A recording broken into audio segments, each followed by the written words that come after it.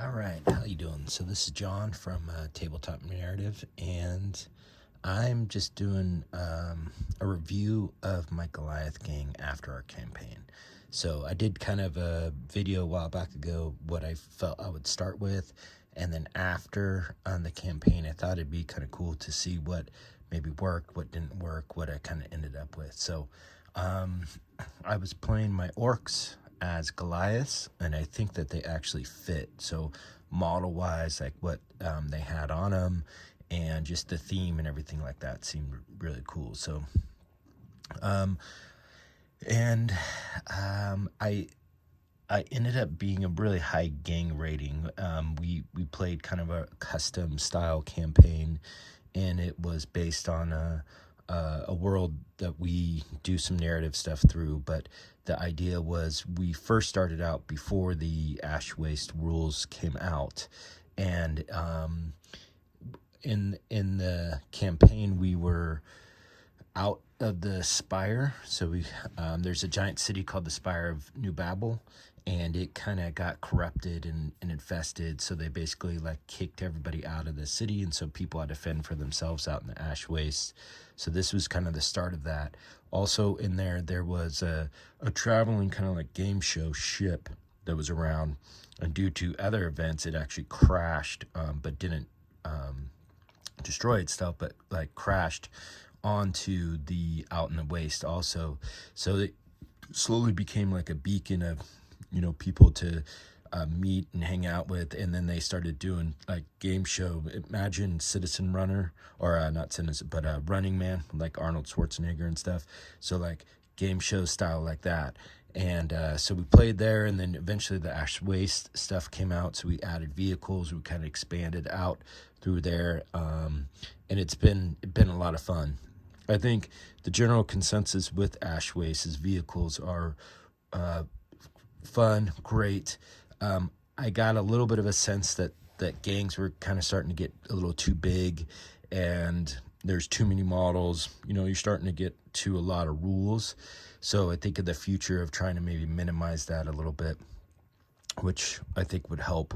And vehicles, I would say light vehicles are not very great, but like a medium or even a heavy vehicle are really powerful. So and it makes things interesting. And I would say with Goliath, for as an example, I think their biggest strength is they're so tough, right? So I mean, toughness 4, toughness 5, even from starting, they're hard to wound and get down, but they have such a low mobility. Well, when you add things like now you put them on bikes, you put them in, trucks, all that type, but you add vehicles to it. Now some of those, I think, weaknesses of movement go away, and it makes them pretty strong, I would say. So I'm going to go over a little bit of kind of each model, what we did, and how they kind of progressed a little bit. So hold on.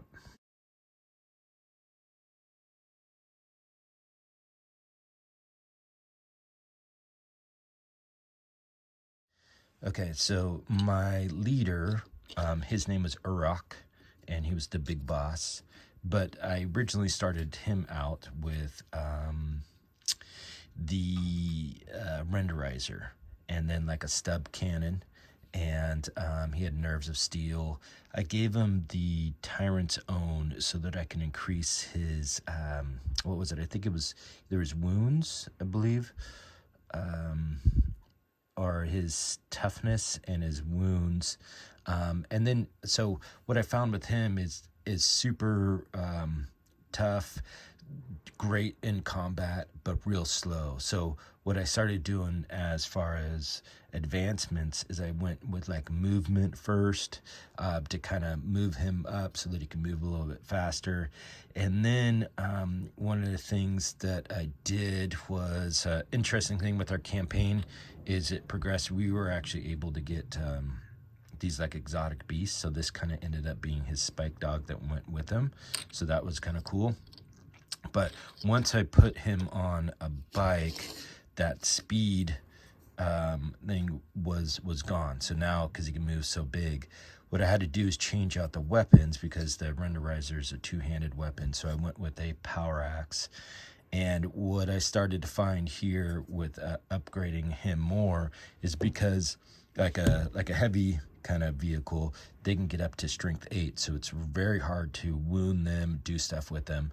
So I started to upgrade his strength, and then with an axe that had +2 strength, he's starting to get to 7. And then as a side note, sorry, should have did this. I was part of the alliance for the Slavers Guild, and so one of their benefits is one of my models I can give give like a skill or something before the battle. So the one that I would do was basically I don't have it in front of me, but it was the one that would give him +1 strength and I believe +1 attack, if I remember correctly. Hold on here. And then bull charge. Yep.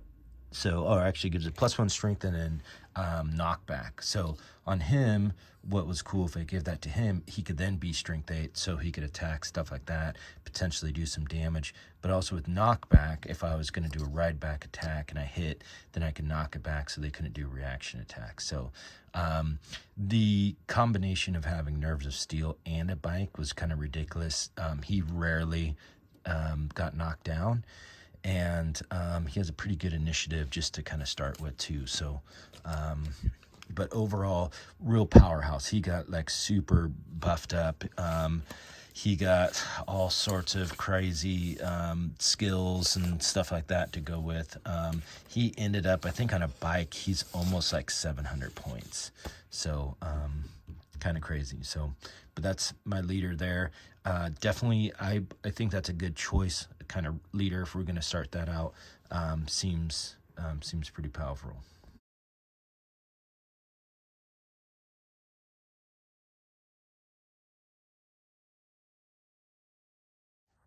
Okay, next ones are going to be just my chance. So this was my stemmer.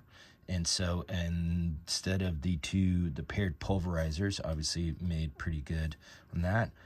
I opted to start him with he was unborn, and he basically got infiltrate as his first skill. So the idea with these guys is that he was like teleporting into infiltrating, because he's obviously doesn't look very sneaky. And then just I first gave him that skill. I think it would have helped if I got him toughness 5, or I got him nerves of steel. But once I started to get those upgrades on him, he started to become way more durable. And then I eventually got him a light carapace, and then with an under armor and things like that. So he slowly became unkillable.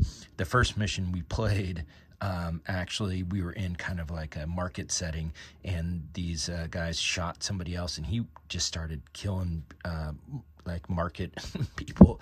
And so he kind of got the name, his name is Shirk the Mega Flash, but he got the nickname of the Butcher. So but overall, I think that was pretty good. Once again, the infiltrate was good because you don't have a lot of movement, so being able to infiltrate up into spots, I think, really helped. And then once he became a little tougher, I gave him a simple stub gun, some things like that, kind of for a little bit of shooting power. But I think he turned out pretty good.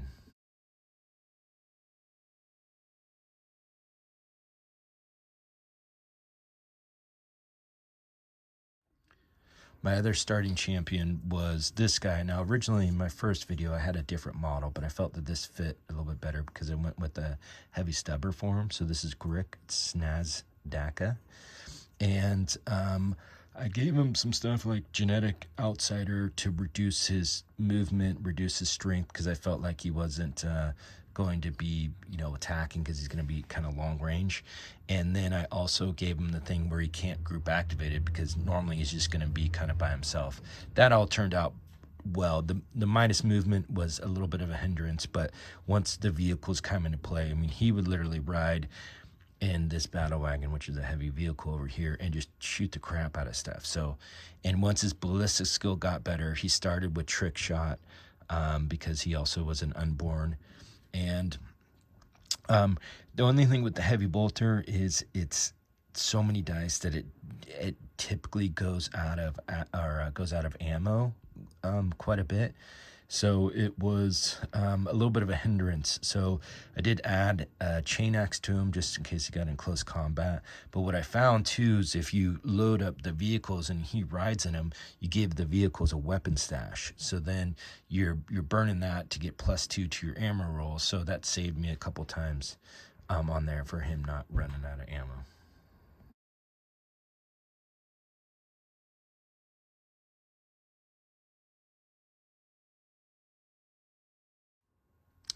All right, so I added this champion later on, but I think this might be a good starting champion for what he has. So he has a combi bolter with a flamer on it. A little pricey, but man, that's a good weapon. And then he has a power axe with him. The +1 toughness, so the dermal hardening. I mean, if you can buy that for any of the guys, dermal hardening is probably the best genetic upgrade. And then I think I gave him hyper healing as dermal hardening and hyper healing, and then he has nerves of steel too. So a good champion to add, and then probably a good one to maybe even start with, or even as your leader.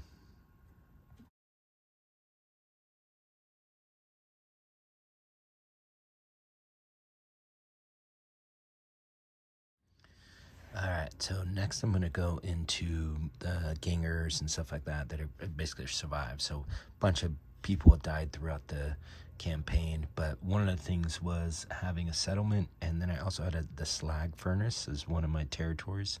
I got quite a few free juves, which that kind of helped to expand the gang and everything. So, but I'll just go over them. So this was one ganger that I had, and that one, his name is Buzzta, Big Booma, and he basically had a outfitted with a stub cannon, fighting knife, stub gun. So pretty simple. I think that's a pretty simple kind of effective loadout. Stub cannon's not great, but strength 5 has knockback. I mean, it's the only really kind of ranged, like decent, cheap range shooting stuff. So when we ended up getting, and that was him, when we ended up getting bikes, I put him on a bike, and then kept the fighting knife, kept the stub cannon. Having low initiative kind of sucks. So, because he would constantly get knocked over, but decent, needed something to kind of move around and get some stuff there going. This was my specialist, actually, when I first started. And so I don't know if I had a different model for this originally, but the idea was I wanted him to have a grenade launcher, and then he has like a stub gun and then a fighting knife. And I feel the grenade launchers are really powerful. He was pretty good. He got his strength or his ballistic skill upgraded, and eventually I got a las projector also too for it, so it was kind of hitting a little bit better. And so decent guy. I like that kind of loadout for sure. This is another one, chain sword and stub gun. This is Gur Sharptooth. I think the chain sword's a good thing to kind of start with a ganger and put him on there. And I think that's good. You could probably do a chain sword on even, say, like one of your juves, just to be able to upgrade them a little bit better. And it wouldn't be too bad, but I like that going on here. So I had this guy was just a free juve, and his name was just Git. And literally, he doesn't have anything on him. I think he does have furnace plates now, but eventually, and his goal was just to go get objectives, go run and get stuff. So I think keeping those guys cheap are pretty good. This is another one that I didn't have anything. This guy's name is Kaz the Sneaky Git. And I eventually gave him just some grenades, like a frag grenade and a smoke grenade, but I kept him without weapons because he would literally kill people with his fists. So I figured that was kind of cool and on theme. This is a new one, so I wanted to try out, this is Bram Debita, and I wanted to try out a Maul. And surprisingly, the 2 damage on a Maul is not too bad. The +1 armor save, it's better if he goes after like other Juves or something like that without great saves. But, or even, and I think I started him with, let's see, I got him, +1 strength also too, so he's strength 5. So if he was going to go after like say a light vehicle or something like that, he can do some damage and then potentially do a couple rolls on that chart. This was Kroll the Cleaver, just basically have an axe, and he had, I don't think he had any upgrades or anything like that. Eventually, what I started to do with these guys, if they were going to get upgrades, doing movement to move a little further, maybe plus, better to hit. Those tend to be popular. The axe I like as a choice because you get +1 strength, so strength 5 is pretty good. And then this was just a guy, this is Ren Squighide, and he basically just has a fighting knife and a stub cannon, and pretty simple from there. So Juves are good, kept them cheap. They all had furnace plates and then a pistol and some sort of close combat option, and they were great to get out of the trucks or the vehicles and kind of go run and assault stuff and things like that. So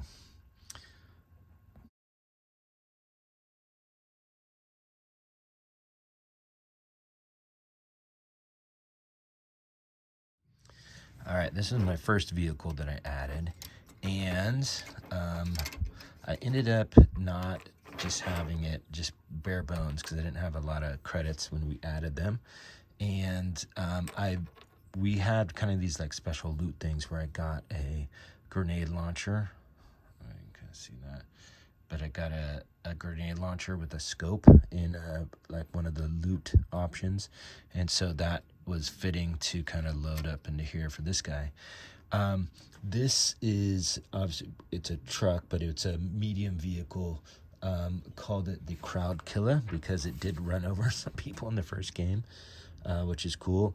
And one of the things that I had also as far as one of my territories was I ended up getting a Goliath injector was common. And so that made it so these things could really move, because that gives you +4 movement for a turn. So if you're going to move once, that's great. And then you move twice, you're +8 movement.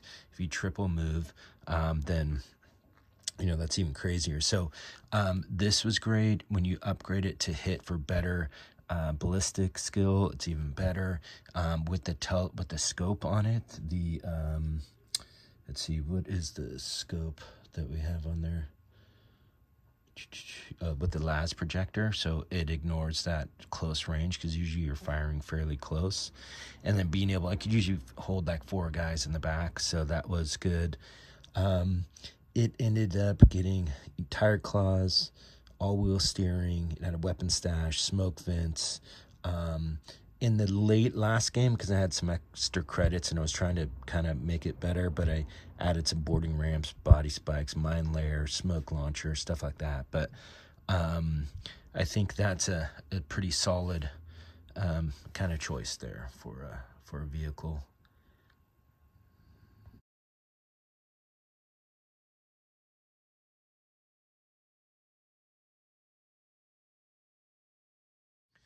So this was my heavy vehicle I ended up getting, and I ended up upgrading the armor so that it would be toughness 8.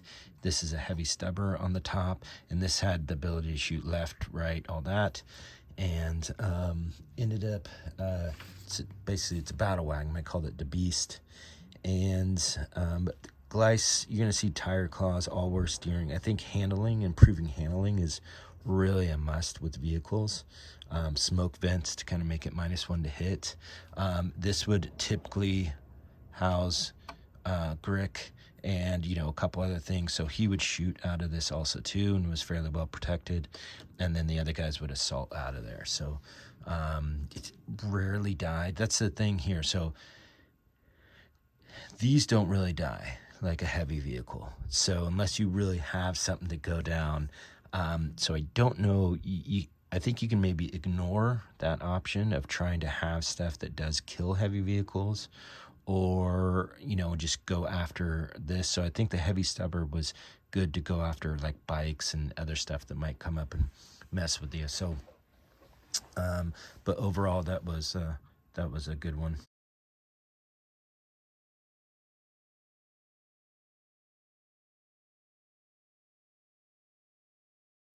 All right, so this is my Copta. I call him the Sky Scorcher.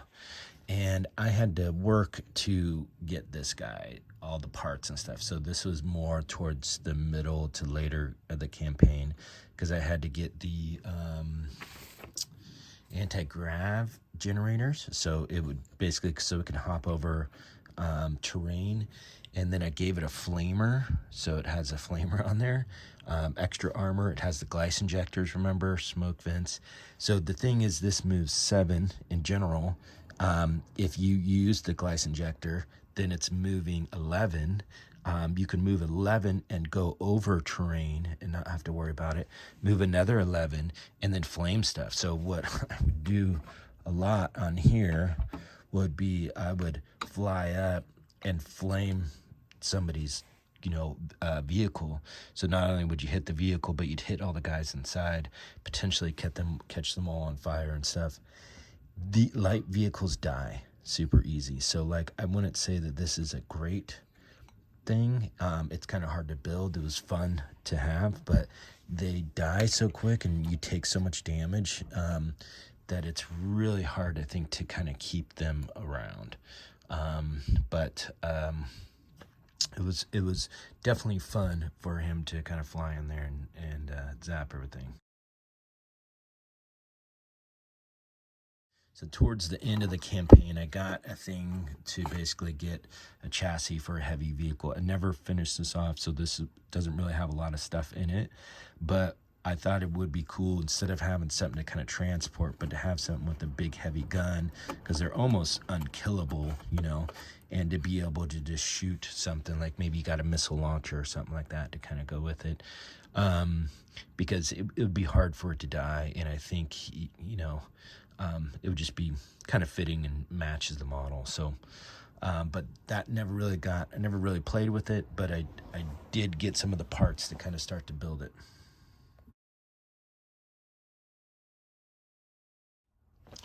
All right, so thoughts on after the stuff. So I would say bikes are cool. Having initiative 4 sucks though. So having almost a Juve maybe ride a bike would be cool, because you can then increase their initiative. So, because I think that really helps, but then they don't really have access to any good shooting style attacks, because I think the strength of a bike is you're so mobile that you could attack, you could shoot from afar, you can kind of get into whatever positions that you want. So maybe if you got them some grenades, but even then, still don't have the range. So it would be nice if there was some sort of other ranged weapon that a Juve could have for the Goliaths. Vehicles, super strong, medium one, heavy one. Definitely do a medium one, even if you start with just a transport stuff. And then 4, figure having 4 guys that can go inside. Whatever you kind of want to do. The shooting stuff is not too bad once you get it going, but I think you don't necessarily need that long of range anymore. There were a couple games that we played where we were kind of racing, like doing kind of the rolling roads type scenario, and we were racing through where a little bit of range was better, but that was only like one or two turns. And I think the cool thing is being able to kind of make what you like and customize things and fit them. So but I definitely like the feel of the Orks as Goliaths. I really enjoyed them. And overall, it was great. It was super fun campaign. So that's it. Thanks, and I appreciate it. Leave a comment if you have some questions about anything, and thanks.